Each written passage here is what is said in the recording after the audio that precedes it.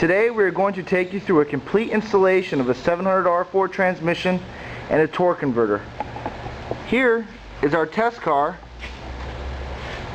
and the transmission we are going to install today. The first step to your installation is to make sure the coolant lines are flushed out completely to remove all contaminants that might be in the lines. The next step is the torque converter installation. To ensure proper installation, spin the torque converter on the input shaft and make sure the converter clicks into place. You can check this by trying to put your fingers between the torque converter and the transmission.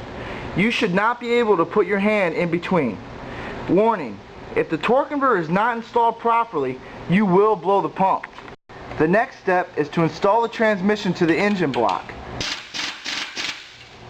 Now you're going to recheck the torque converter and make sure that it spins freely, like so in the video. Next, before bolting up the torque converter, be sure to find the starter hole on the flex plate. Take a screwdriver or a small pry bar and move the torque converter flush to the flex plate, like so. Next, you're going to install all 3 torque converter bolts. The next step will be to install the transmission mount and cross member.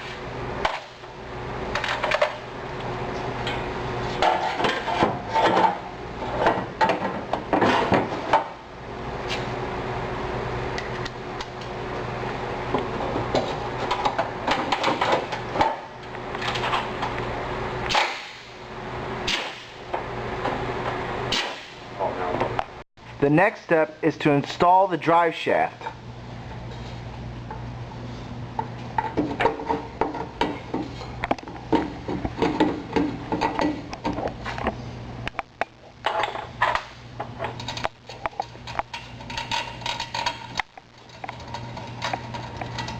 When installing the drive shaft, you want to make sure all the bolts are nice and tight.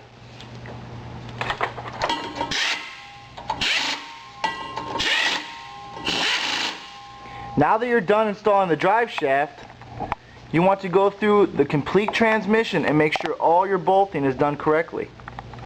Now you're ready to connect your detank cable. Make sure your detank cable is connected properly. You will approximately have a ½ inch of pull on the cable before attaching it to your throttle body or carburetor. The cable is the most important thing on the 700R4 because it controls all the pressures. If the cable is not set correctly, you will burn it up. Now, with the vehicle turned off, add 4 quarts of a regular Dextron Mercron 3. The next step is to add 6 quarts of fluid while the engine is running. Start up the vehicle and add as follows.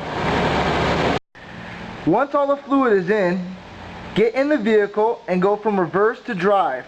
Then put it in park and check the fluid. Add if necessary. After you road tested on the lift, now comes your final step. Go through of all your work and recheck all the bolts and make sure there are no leaks throughout the transmission. Every transmission and converter is tested in a test car and is given a 10 to 15 mile road test.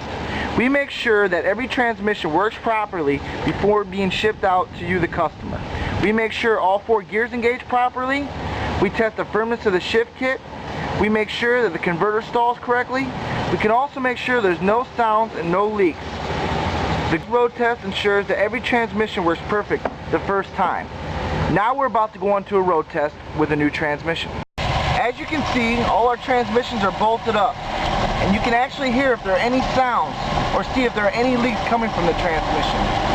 We even have a full TranEdge box to test all electronical transmissions. With the test run, we make sure we can feel all 4 gears engaged.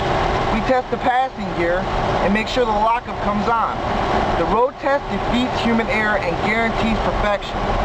Our road tests are thorough and complete, as you can see from our video.